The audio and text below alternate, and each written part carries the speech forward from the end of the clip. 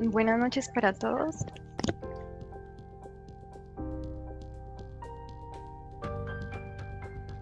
Buenas noches. Bueno, en esta revisión vamos a hablar acerca de dermatitis seborreica. La hemos hecho con el doctor Cristian Andrés Prada, residente de dermatología de la Universidad Libre, y yo, que soy Luisa Fernanda Rengifo Ávila, médica de la Universidad del Valle.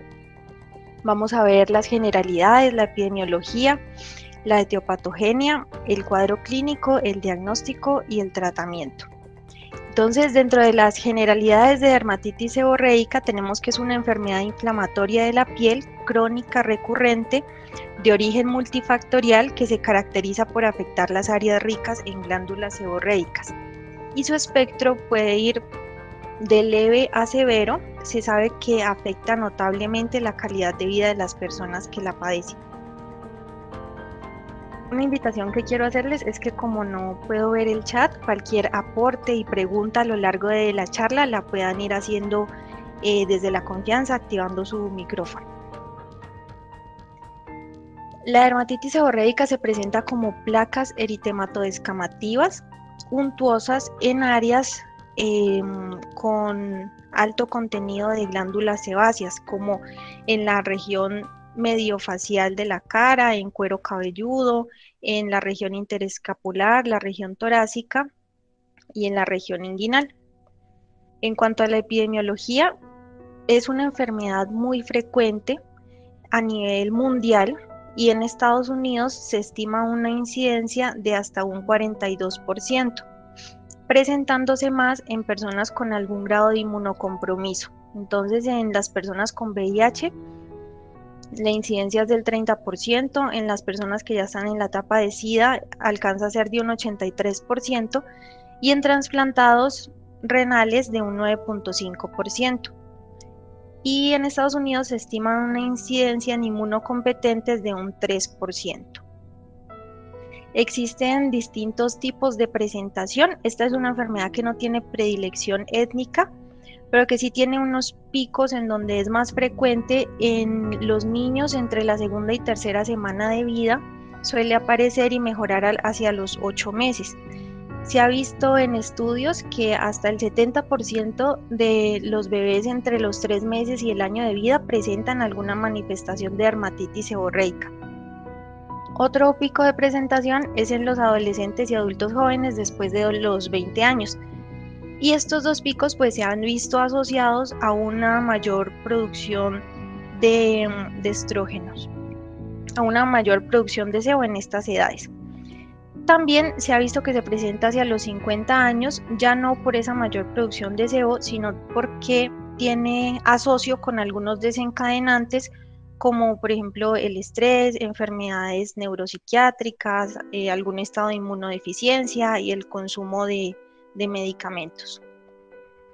Entonces vamos a hablar un poco de la etiopatogenia, y lo que se ha visto es que, aunque es una enfermedad muy frecuente, todavía no es clara la etiopatogenia y hay mucho por investigar, todavía es controversial, pero se ha visto que hay unos factores que interactúan entre sí para que se pueda desarrollar la dermatitis seborreica. Uno de esos factores es la colonización por hongos. Entonces, las levaduras del género Malassezia se encuentran implicadas en el desarrollo de dermatitis seborreica, principalmente las especies Malassezia globosa y restricta, que son las que se han visto más asociadas a un grado mayor de inflamación, infección y pues más asociadas con dermatitis seborreica. También Malassezia furfur, que en condiciones normales no desarrollaría la enfermedad, sino que tiene que haber una predisposición por parte del huésped. Malassezia tiene unas enzimas con actividad lipasa para poder degradar el sebo para pues producir sus nutrientes. Entonces estas enzimas hidrolizan los triglicéridos y dejan ácido oleico y araquidónico, y estos ácidos además pues de irritar la piel generan una diferenciación aberrante de los queratinocitos, y esto desencadena en una función alterada de la barrera epidérmica y en inflamación. pero se ha visto que no todos los pacientes con un conteo alto de malacesia presentan la dermatitis seborreica, entonces también hay otros componentes como por ejemplo el grado de inmunosupresión. Se ha visto que la disminución en el recuento de las células TCD4 está asociada a una presentación más grave de dermatitis seborreica y que en los pacientes con VIH suelen tener un recuento entre 200 y 500 linfocitos TCD4 cuando presentan pues la dermatitis seborreica, pero no solamente se presenta a mayor incidencia de dermatitis seborreica en pacientes con VIH, sino que también en otros tipos de inmunocompromiso como en trasplantados, en pacientes con virus de hepatitis C, en algunas neoplasias y en pancreatitis alcohólica se ha visto mayor incidencia. Y el factor genético también se ha visto, pues se ha estudiado, y lo que se ha encontrado es una asociación familiar entre personas que presentan dermatitis seborreica y se han visto unas mutaciones asociadas ya sea con genes que codifican para las funciones inmunes, que ahí estaría el C5, o con genes que codifican para la diferenciación epidérmica, también con genes que codifican para la biotinidasa, pues como consecuencia de una deficiencia se presentaría el cuadro clínico con dermatitis seborreica, y esto es lo que se ha visto en humanos. En ratones se ha encontrado que el gen ROV-COAT está presente en ratones con un fenotipo seborreico. En la parte de la producción de sebo es algo que viene siendo controversial porque hay pacientes que tienen una piel seborreica y no tienen dermatitis seborreica, y hay pacientes con dermatitis seborreica que su producción de sebo está regulada. Entonces lo que se sabe es que debe haber una interacción con malacesia, con ese microbioma, y lo que pasa con malacesia es que ella falla en fabricar una capa microfibrilar por falta de disponibilidad de nutrientes, y al no fabricarla se desencadena una respuesta, o sea, malacesia desencadena una respuesta proinflamatoria con citoquinas proinflamatorias, por ejemplo interleuquina 8, que está implicada en quimiotaxis de neutrófilos, y todo eso pues desencadena mayor inflamación.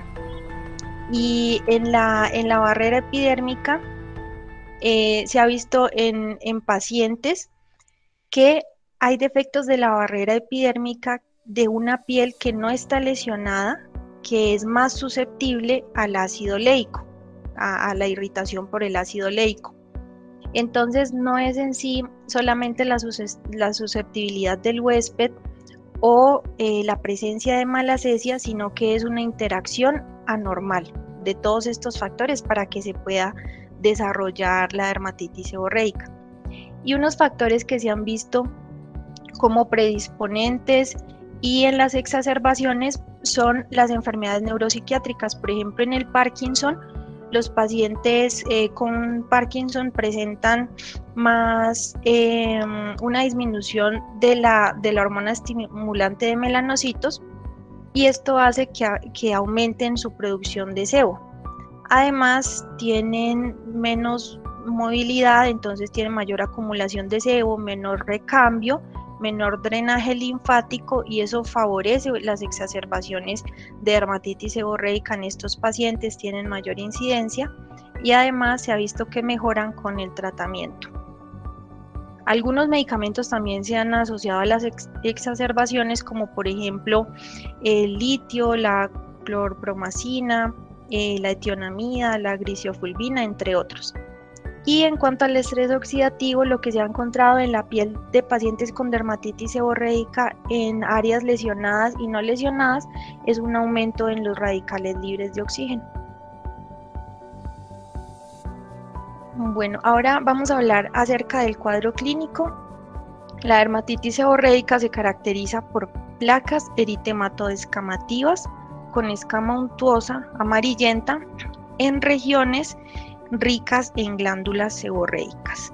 Y esta es una clasificación de las variantes clínicas en la que tenemos Bueno, ya vamos a ver imágenes de esto, pero está la dermatitis seborreica infantil, que se presenta en recién nacidos y en lactantes, la blefaritis seborreica, que es más común en preescolares y escolares, la dermatitis seborreica de pliegues, que también es en lactantes, suele iniciar en región glútea e irse extendiendo, la dermatitis seborreica del adulto, cuya presentación más común y más leve es en cuero cabelludo, sobre todo en la zona temporal y occipital, la dermatitis seborreica centrofacial, pues que son placas eritematoescamativas en región supraciliar, surco nasogeniano y mentón.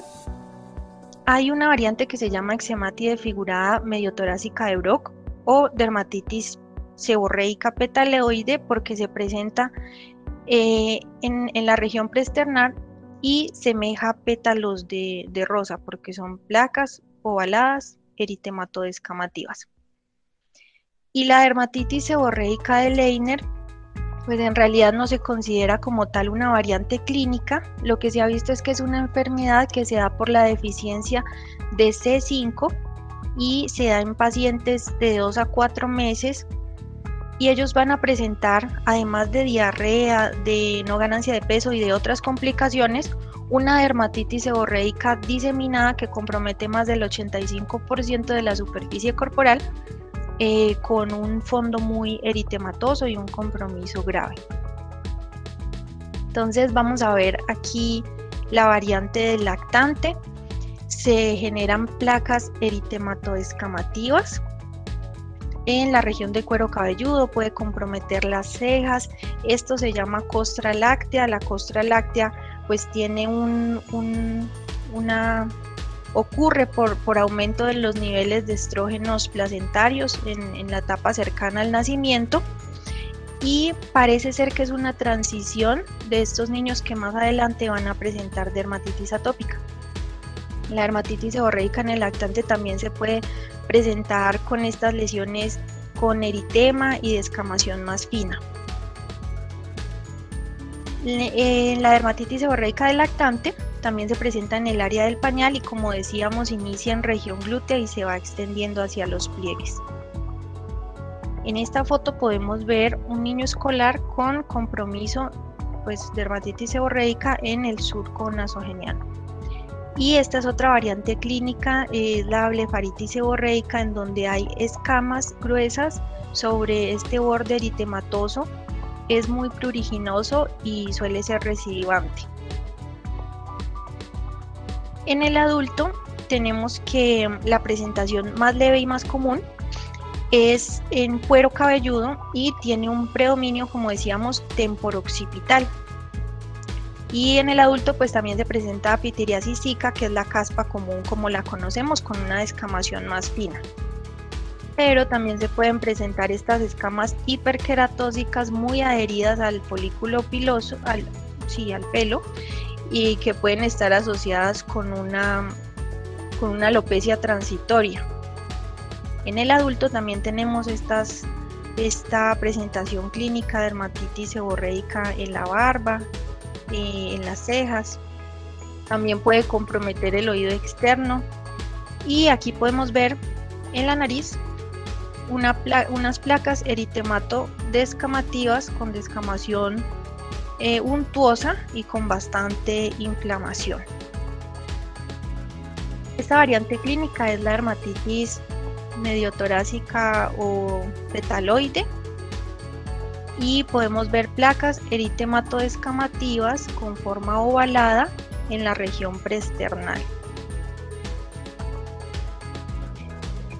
En esta última variante clínica, que es la dermatitis seborreica centrofacial, podemos ver un distinto grado de compromiso. Tenemos que se presenta donde tenemos mayor cantidad de, mayor volumen de glándulas sebáceas en la cara, ¿cierto? Entonces en la región ciliar, en el pliegue nasogeniano, nasolabial y en el mentón. Y en esta imagen, donde vemos un mayor eritema y mayor compromiso, esta por ejemplo es un paciente con VIH, en donde las manifestaciones de la dermatitis seborreica son más severas, más extensas, e incluso pueden comprometer regiones poco comunes como las extremidades. Bueno, entonces tenemos que el diagnóstico de dermatitis seborreica es eminentemente clínico. Nosotros, basados en la observación, las características de la lesión y su localización y la anamnesis, vamos a poder realizar un diagnóstico. Y debemos tener en cuenta los diagnósticos diferenciales según la localización de la lesión.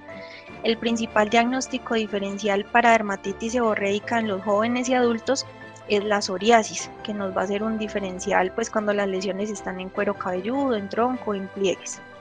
Entonces, como veíamos en la sesión anterior, hay algunos datos que nos van a ayudar a diferenciarla. Por ejemplo, en la psoriasis tenemos unas escamas más abundantes, plateadas, y generalmente respeta la línea de implantación, mientras que en dermatitis seborreica no. Y pues también acá en esta imagen podemos ver una psoriasis inversa que compromete este pliegue axilar. En la dermatitis seborreica, pues vamos a diferenciarla también por la localización de otras lesiones de psoriasis, pero puede suceder que coexistan.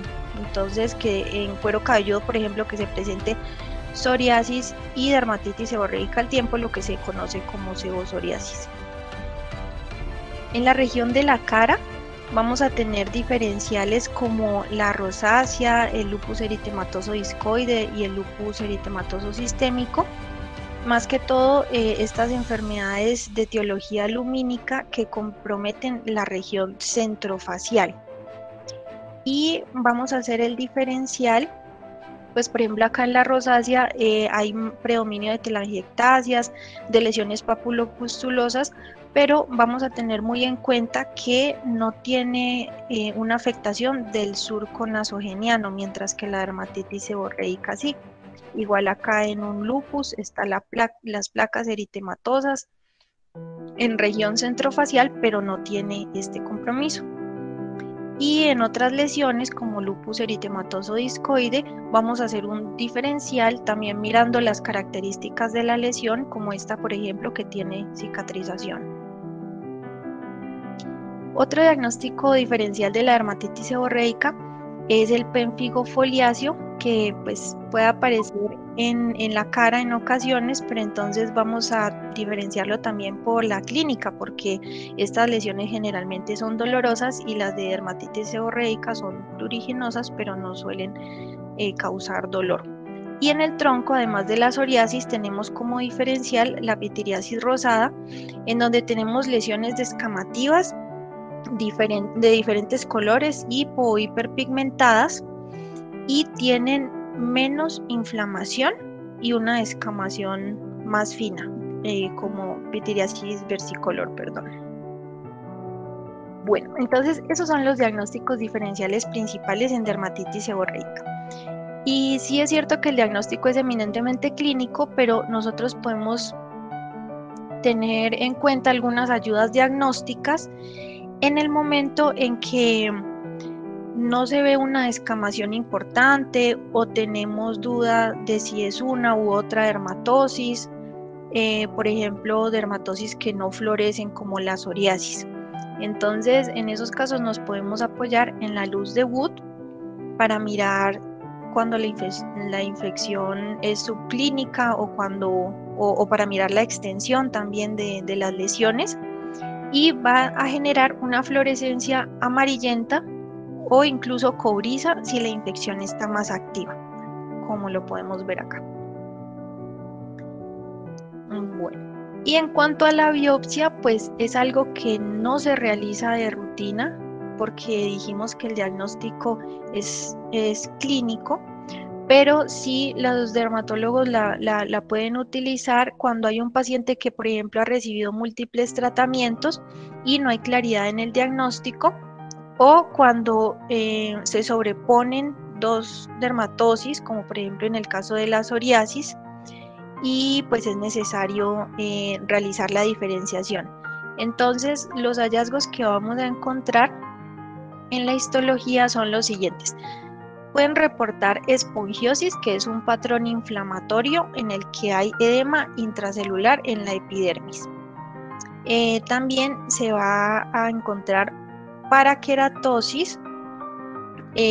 La paraqueratosis es cuando no hay una adecuada maduración de los queratinocitos, se acumulan los núcleos y, y, y entonces en la capa córnea se va formando como un hombrito al lado y lado del folículo piloso, y eso se conoce como paraqueratosis en hombro, y es un hallazgo característico en la dermatitis seborreica. Y también pues se puede evidenciar la exocitosis de los neutrófilos hacia la epidermis. En cuanto al tratamiento de la dermatitis seborreica, el objetivo principal del tratamiento es eliminar los signos visibles de la enfermedad, reducir los síntomas como el eritema, el prurito, mejorar la calidad de vida. Este tratamiento suele ser repetido o utilizarse por largo tiempo, y los tratamientos que están en este momento disponibles la mayoría son tópicos, entonces están antimicóticos tópicos, antiinflamatorios, otros tratamientos con cierto efecto queratolítico, y también pues para manejo del dermatólogo antimicótico oral. Entonces, dentro del tratamiento tópico hay unos antifúngicos que inhiben la síntesis de pared celular. Está pues el principal es el ketoconazol, al 2% puede ser en champú, en loción, en crema, y es la primera línea de tratamiento. También se usan antifúngicos que inhiben enzimas dependientes de metal, como la ciclopiroxalamina al 1%, que se ha visto que tiene efectividad en cara y en cuero cabelludo. Y también antifúngicos de inhibición de la síntesis de escualeno monoxigenasa, como la terbinafina. El tratamiento tópico también se puede hacer con esteroides de baja y moderada potencia. Los esteroides, pues se ha visto que, bueno, los antifúngicos tienen un efecto además antiinflamatorio, además de controlar pues la población de malacesia. Y en los esteroides pues también tienen un efecto antiinflamatorio, un efecto importante a nivel del eritema y del prurito, pero tras su uso prolongado vamos a tener los efectos adversos conocidos como telangiectasias, hipertricosis, atrofia, dermatitis perioral. Se ha visto en estudios que los antifúngicos presentan mejor tolerancia que los esteroides y similar efectividad, pero hay unos estudios que están saliendo que muestran que posiblemente tengan mejor efectividad combinados. Hay otros agentes antiinflamatorios tópicos que se ha visto que son bien tolerados, con leves efectos adversos, que podría ser prurito, eritema, y también están los inmunomoduladores, como pues en Colombia el usado es el tacrolimus, que es inhibidor tópico de la calcineurina, y se ha visto pues una ventaja sobre esteroides en cuanto a su seguridad, por ejemplo para el uso en cara o en pliegues. Los efectos adversos son sensación urente y prurito. Ya en la parte del tratamiento oral, como decíamos, es de manejo del especialista, y se va a utilizar cuando hay dermatitis seborreicas que afectan múltiples áreas del cuerpo que no se controlan con el tratamiento anterior, y podría ser itraconazol 200 miligramos por día por 7 días, y luego una terapia intermitente para disminuir pues, o sea, para tener eficacia contra malacesia y mejorar la enfermedad en dermatitis pues que no se logran controlar bien. Entonces ahora vamos a ver cómo iniciaríamos el tratamiento según el área de la lesión. En dermatitis seborreica en cuero cabelludo, cuando la presentación es leve, vamos a utilizar ketoconazol al 2% en champú 2 veces por semana por 4 semanas, y luego una vez por semana. Y si no se controla o si es moderada grave, vamos a adicionarle al ketoconazol, vamos a utilizar además el esteroide tópico de alta potencia en loción o espuma a diario por 2 a 4 semanas. Esto en cuero cabelludo. En la cara vamos a utilizar el esteroide tópico de baja potencia por poco tiempo para evitar pues esos efectos adversos, o el antimicótico como ketoconazol al 2%. Y pues en la cara tenemos los inhibidores de la calcineurina como alternativa, entonces tacrolimus al 0.1%. En dermatitis seborreica en el tronco vamos a utilizar un esteroide tópico de baja potencia cuando es leve para pliegues y de mediana potencia para las regiones donde donde no son pliegues. O vamos a utilizar un antimicótico tópico como el ketoconazol crema al 2% o el ciclopirox. Entonces, esta es una propuesta de esquema de manejo en donde llega un paciente con dermatitis seborreica y algo muy importante pues es la humectación de la piel y los limpiadores con pH neutro, y vamos a mirar si su dermatitis seborreica es de leve a moderada. Podemos iniciar el tratamiento con antifúngico tópico. Si no presenta mejoría, podemos adicionar el antiinflamatorio, el esteroide. Si no presenta mejoría, pues ya requiere una remisión a dermatología y considerar pues otras terapias queratolíticas inespecíficas. Cuando el compromiso es de moderado a grave, de inmediato se remite a dermatología para pues que ellos hagan todo el manejo y definan si requiere el tratamiento oral. En los recién nacidos, lo mismo, es muy importante la humectación. La costra láctea suele ser autorresolutiva, entonces hay algunos autores que refieren que no se hace, pues que se hace manejo conservador, pero también se pueden utilizar aceites minerales para ayudar pues a su remoción, y también se podría lavar el cuero cabelludo con mayor frecuencia. Si las lesiones son extensas, requiere esteroides tópicos de baja potencia o ketoconazol y manejo por dermatología.